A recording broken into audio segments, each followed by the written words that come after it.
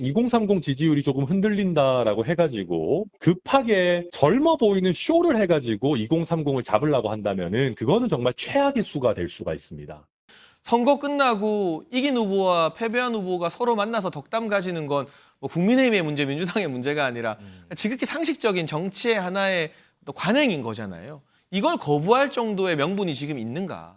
자, 국민의힘 요즘 가장 고심되는 부분 아마 이 부분이 아닐까 싶은데요. 바로 하락하는 청년층의 지지율입니다. 민 기자, 이 청년층 지지율 올리기 위해서 참 많은 생각들을 한다면서요, 국민의힘? 그렇습니다. 집 나간 2030을 찾아라 이런 특명이 떨어졌다라고 하는데요. 김기현 대표 가장 먼저 이 청년 대변인의 새 얼굴을 찾겠다 이렇게 전했습니다. 이 선발 방식은 이 장해찬 청년 최고위원과 논의 확정할 예정이다 이렇게 전해졌는데 이 토론 배틀과 면접 심사 등 모든 방안을 열어놓고 고민 중인 것으로 알려졌습니다.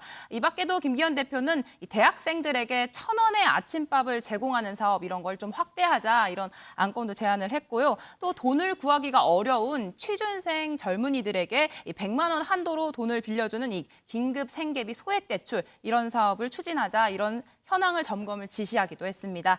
마지막으로 국민의힘 이번 주 금요일에는 장해찬 청년 최고위원과 40대 초반의 김병민 최고위원 이렇게 MZ 노조를 만나서 69시간 유연 노동제 관련해서 어떻게 생각하는지 의견을 직접 듣기로 했습니다. 마침 여기 장해찬 최고위원 나와 계신데 모레 불금에 치맥 회동 하세요? 네, 저 오후 시간, 저녁 시간대 새로 고침 협의회 위원장들과 또 저희 당에서 저와 김병민 최고뿐만이 아니라 네. 대통령실의 30대 행정관들도 나오고요. 고용노동부에서도 30대 서기관이 나오기로 했습니다. 청년 당정대가 현장을 찾아가면서 의견을 듣겠다는 건데요. 이게 국회에서 이 노조분들이나 젊은 근로자분들이 국회의원들, 장관들 만나는 것도 좋지만 그거 제가 봤을 때 좀 딱딱하고 너무 설명하는 것 같더라고요. 그럴 수도 있죠. 또래들끼리 그냥 맥주 한잔하면서 눈높이를 맞추는 것으로 소통을 시작하자는 의미가 있고 맞아요. 이 한 번의 만남에서 어떤 결과물이 뚜렷하게 나오진 않겠지만 계속적으로 저희가 여의도 바깥으로 젊은 근로자들을 찾아가면서 소통과 신뢰를 계속해서 노력해 나가다 보면 지금 조금 어려운 국면에 처한 지지율도 다시 돌아오지 않을까 하는 기대감을 품고 있습니다. 근데 실제 당내에서는 어떤가요? 이 청년층 지지율 하락에 대한 위기감이 그렇게 많이 큰 상황인가요? 네, 저희가 당연히 더 신발끈을 고쳐매야 한다고 각오를 다지고 있고요. 지도부가 새롭게 출범하는 그 과도기에 사실 한일 정상회담이나 고용노동부에서 발표한 근로기준법 개정안 같은 민감한 주제들이 터져 나오면서 네. 당정 간의 어떤 정무적 보완 기능이 제대로 작동하기 이전에 이 이슈들이 조금 불거진 감이 있습니다. 근데 이제부터는 당이 주도권을 가지고 이번 치맥 회동도 저희가 요청해서 대통령실이나 정부에서 참여하기로 한 것이거든요. 정무적인 기능 또는 소통하는 기능에 있어서 새로운 지도부가 주도권을 가지고 활동을 한다면 정책을 내놓고 여론이 안 좋으니까 소통하는 게 지금의 좀 안 좋았던 패턴인 것 같아요. 이제는 소통을 먼저 하고 나서 여론 수렴을 충분히 한 다음에 정책을 발표하는 방향으로 순서를 조금 다듬어 나가고자 합니다. 우리 신정현 부위원장도 청년층이시잖아요. 네, 뭐 청년층 예, 입장에서 가까스로. 이제 한 달이 건너서 봤을 때 예. 국민의힘의 이 청년층의 지지율 하락의 원인 뭐라고 좀 보세요? 두 가지 면에서 볼 수 있을 것 같아요. 첫 번째는 MZ세대 자체의 특성, 공정에 민감한 그리고 인류 보편적 가치에 민감한 MZ세대입니다. 무슨 말이냐면 지난 선거 때 어쨌든 이준석 전 대표를 밀어내는 과정 이후에 나경원 그리고 유승민 그 이후에 꾸준히 본인이 픽했던 김기현 대표를 꽂아넣기 위해서 했던 여러 가지 개입의 과정들이 MZ세대가 가장 중요하게 생각하는 공정의 가치를 훼손했다는 것입니다. 그것이야말로 사실 MZ세대들이 아마 등을 돌린 가장 큰 원인일 수 있고요. 아까 제가 인류 보편적 가치를 말씀드렸는데 이번에 대일 외교야말로 청년들이 제일 중요하게 생각했던 강제징용 피해자들의 인권, 인류 보편의 인권의 가치를 훼손했던 사례라고 저는 봅니다.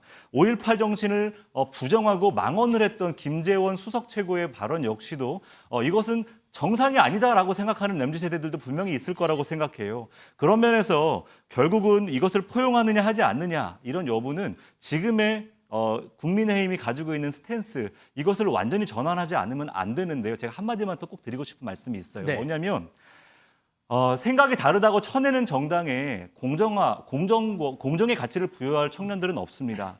쳐내려고 하는 사람들을 또 나중에 다 들여다보니까 다 험지 출마자들이에요. 청년들의 도전 정신을 대표하는 사람들, 아까 말했던 천하람이나 이준석 같은 사람들이겠죠. 다 험지 출마자들인데 막상 당을 보니까 윤핵관들과 당의 주류들은 가장 안정적인 지역에만 출마를 하려고 합니다. 그러다 보니 죄다 안정적인 지역구를 다 가져가는 윤핵관과 측근들, 이러한 당을 바라보는 MZ세대들은 공정한 정당이라고 보지 않을 거라고 저는 생각합니다. 네, 일단 뭐 청년 세대에서 보는 시선이라고 이렇게 좀 이해하겠습니다. 여기 갤럽 여론조사가 있는데요. 지금 실제로 보니까 국민의힘 18세부터 29세 청년 세대 지지율이 13%네요. 그리고 30대 지지율이 30%고 특히 이제 반면에 60대가 59%, 70대 이상이 55% 이렇게 나타나고 있습니다. 자, 이런 상황과 맞물려서요. 최근에 또 주목받는 한 사람이 있습니다.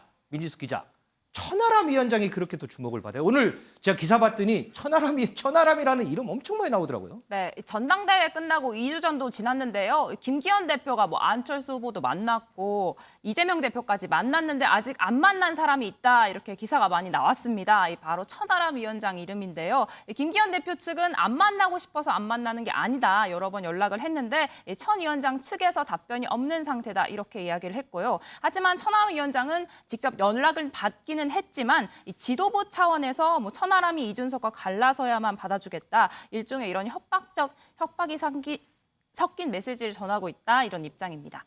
진짜 그러고 보면 안철수 의원 만났죠. 그다음에 황교안 전 대표 만났죠. 진짜 김기현 대표가 천하람 위원장만 만나지 않았어요. 이렇게 다 안 만났으면 별 얘기 안 나올 텐데 두 사람은 만나고 한 사람 안 만나니까 막 이런저런 얘기 나오는데 다 만나서 좋은 얘기 주고받고 이래야 연포탕 완성되는 거 아니에요? 김기현 대표는 만나자고 제안을 했습니다. 그런데 천하람 위원장이 여러 가지 이유를 대고 있는데요.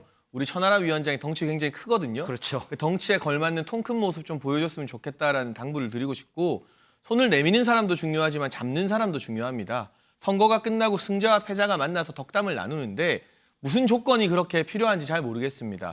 뭐 저를 포함한 일부 최고위원들의 비판이나 전당대회에 대한 분석이 마음에 안 든다라는 걸 명분으로 내세우고 있는데 저희는 최고위원이고요. 당대표 리그에서 경쟁하지 않았습니까? 그렇죠. 그럼 김기현 대표와 만나서 들러리 하라는 거 아닙니다. 앞으로 무슨 역할을 해달라는 거 아직 아닙니다. 그냥 이 전당대회에서 있었던 치열했던 경선의 해묵은 감정을 풀고 밥 먹는 건 너무나 지극히 상식적인 정치 행보이거든요.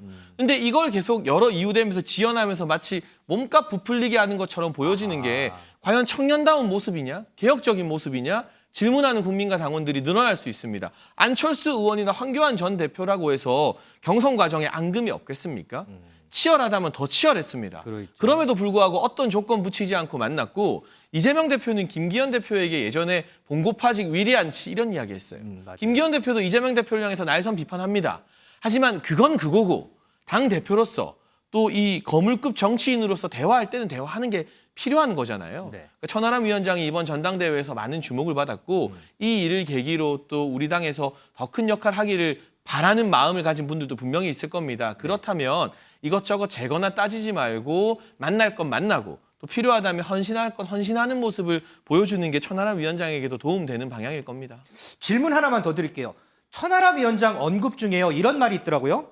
일부 지도부는 천하람이 이준석과 노선을 달리해야만 당에서 받아주겠다는 언급도 하고 있다 이렇게 얘기를 했는데 이건 어떻게 보세요? 그러니까 저희가 이준석 전 대표의 어떤 부정적인 영향에 대해서 비판을 한 것이지 뭔가 조건을 내밀고 천하람 위원장에게 뭐 요구하고 말고할 그런 상황이 지금 아니지 않습니까? 그건 각자 알아서 정치하는 거고 개인의 친소관계나 정치적 교우관계에 대해서 관심도 없고 뭐 끼어들고 싶은 마음도 없고요. 다만 이준석 전 대표의 아바타가 아니라 나는 천하람이다라는 주장을 계속 하고 계시잖아요. 네. 그렇다면 우리 지도부가 이준석 전 대표에 대해서 부정적이건 말건 그와 무관하게 당대표 경선 주자 중 한 사람으로 밥 먹고 차 마시는 것 정도는 할 수 있어야 되는 거죠.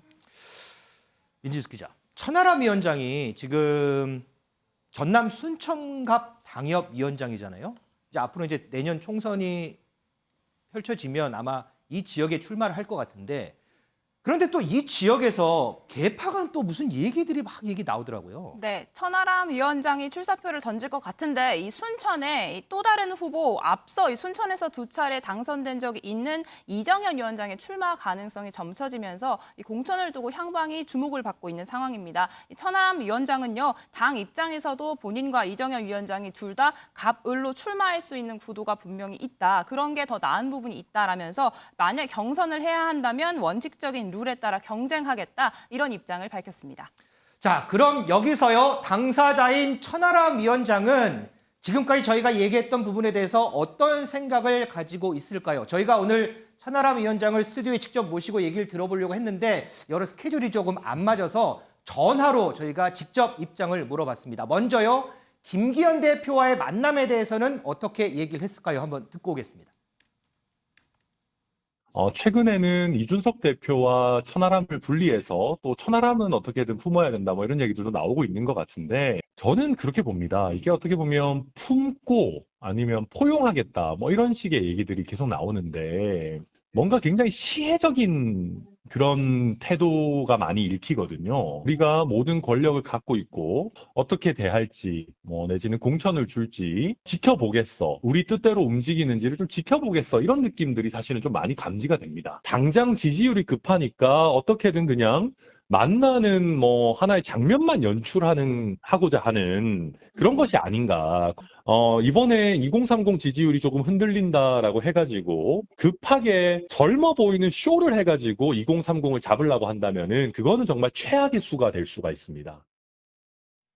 자, 한 가지 더 있습니다. 조금 전에 민지숙 기자가 설명을 했던 공천 관련해서는 뭐라고 얘기를 했을까요? 이어서 들어보겠습니다. 지금 뭐 저를 포함해서 개혁 세력을 영구 추방한다느니 뭐 이런 얘기들이 나오고 있어가지고 뭐 제가 어떤 역할을 할 수 있을지 이런 거는 또 지켜봐야 되겠습니다. 그렇지만은 총선을 앞두고서는 저는 여러 번 어떤 민심의 거대한 파도들이 있을 거라고 생각하고 또 우리 당내에서도 여러 변곡점들이 있을 거라 생각합니다. 그래서 저는 뭐 옆에서 어떤 얘기가 나오는지 이런 거 신경 쓰지 않고 당분간 지역구 관리도 충실히 하고 또 글도 열심히 쓰면서 천하람이 말하는 개혁이라는 것이 구체적으로 어떤 형태이고 어떤 내용인지를 좀 구체적으로 말씀드리는 그런 기회들을 가질 생각입니다.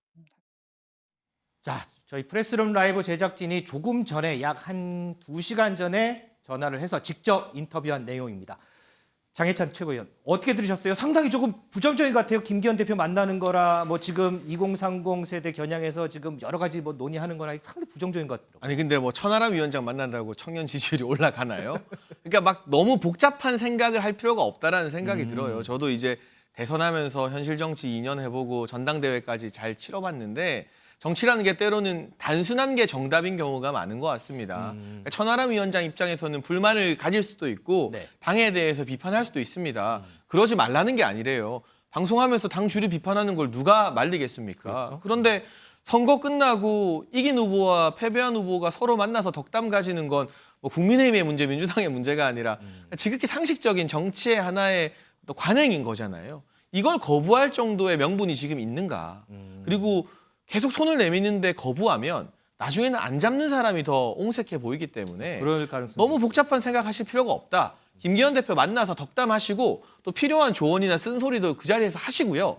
나중에 김기현 대표나 지도부가 천하람 위원장이나 뭐 비주류의 어떤 요구를 잘 못 들어주는 것 같으면 그때 가서 또 목소리를 내야 명분이 쌓이는 건데 만나지도 않고 이러면 그 명분이 쌓이기가 쉽지 않죠. 저는 천하람 위원장이 김기현 대표를 빨리 만나야 저도 함께 경쟁했던 청년 최고 후보도 만날 수 있는 또 길이 열리거든요. 제가 다른 후보들은 다 만났습니다, 벌써.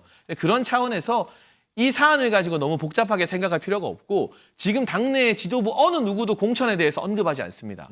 저희가 공천 이야기할 단계가 아니에요. 그렇죠. 남은 1년 동안 윤석열 정부 국정과제와 민생을 잘 해결해서 국민들께 점수 따기 바쁩니다.